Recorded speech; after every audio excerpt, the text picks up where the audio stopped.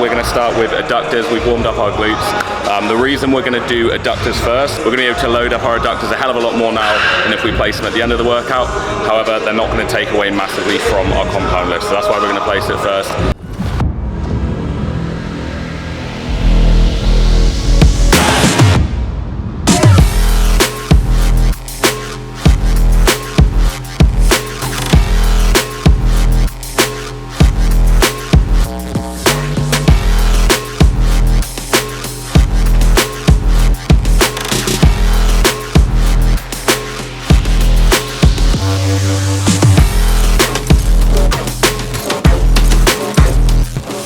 So guys, exercise number 2, we're going to go into a seated hamstring curl. So what this is going to do is make sure our hamstrings are nice and warm. It's going to warm up our knee joints before we jump on the big heavy compound movements, and it's not going to take away from our compounds. So putting them before the compounds is going to mean we're going to get huge hamstring PBs, therefore huge hamstring growth. And hamstring for most guys are typically a lagging body part, so putting them here will help you get a lot more development out of them.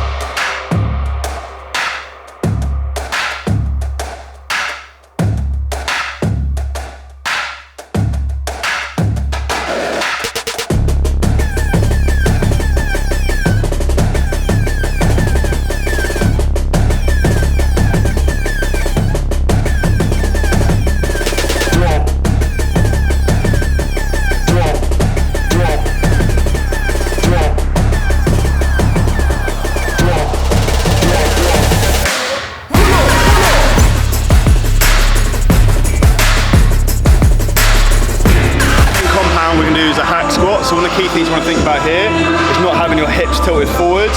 You always think about being like how a scared dog tucks its tail to keep your back flat into the pad. And I definitely wouldn't wear a belt doing anything like this because it's going to lift you off.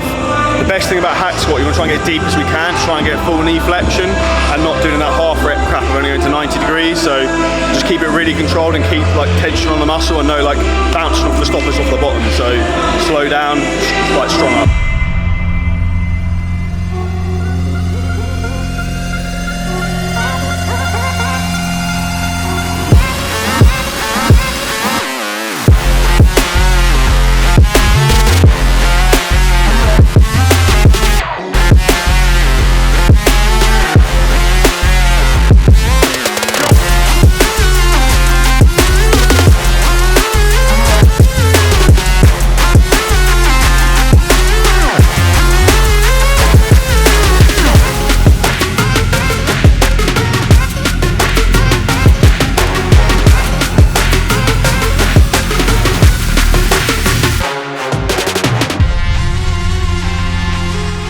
Okay, so coming towards the end of the leg session now, we're going into more unilateral stability work. And the analogy I used a minute ago is like people having too much horsepower, no steering wheel.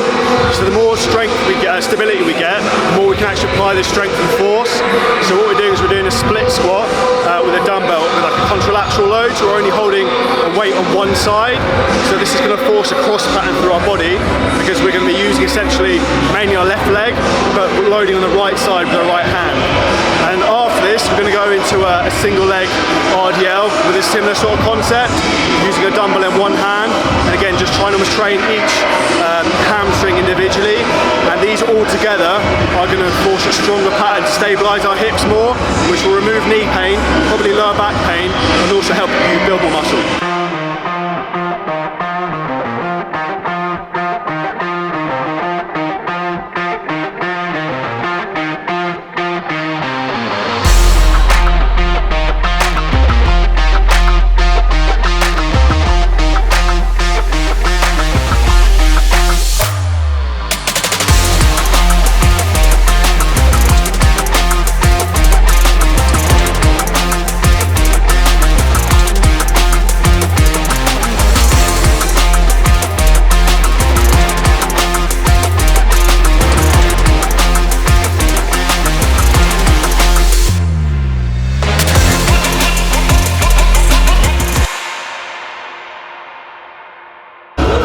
This is an example where you've got like too much horsepower and not enough steering wheel, so you need to have more stability.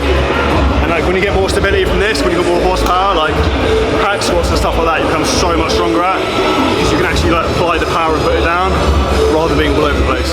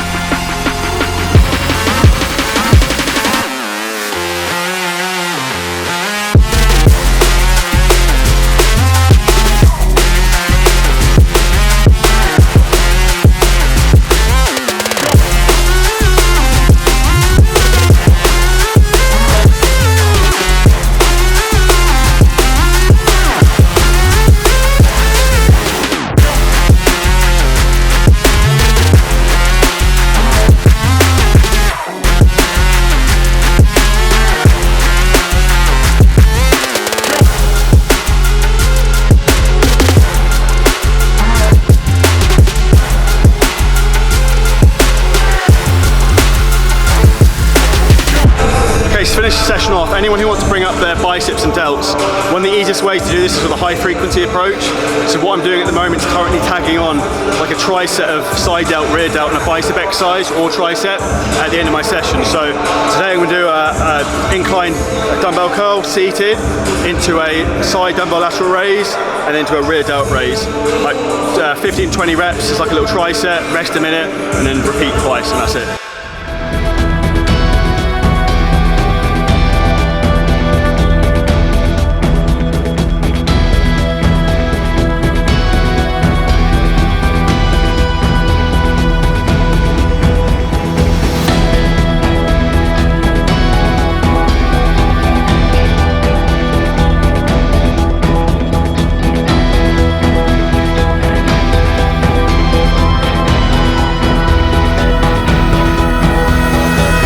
Session wrapped up with all twins. Now, the big thing I think to say from that was, which just came from my head, is too much horsepower, no steering wheel. So at the end we did a lot of like different sort of more stability-based exercises, which I think everyone, you could suddenly see there was a lot less talking because everyone's sweating and trying a lot more because it's putting you outside your comfort zone. It's like a saying I really like is like where you're weak and where you're not strong is where you have the most room for progression. So as soon as you fix those weaknesses, when you go over to like the hack squat or a barbell squat or anything like that, you'll be so much stronger. Yeah, the things you're already good at will just accelerate past where you're already at.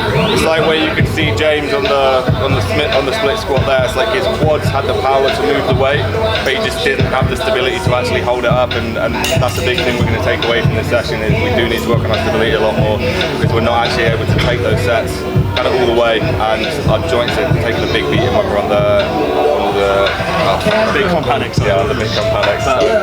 In regards to that, if you lack stability, you're likely to have getting injuries and having knee problems. It's going to escalate because you can't stabilise your hips. That's going to manifest your knee, getting knee issues, which is why a lot of people have problems. So if you do get knee issues, try some of the exercises we've shown in this video. If you've got any questions on the exercise, comment below.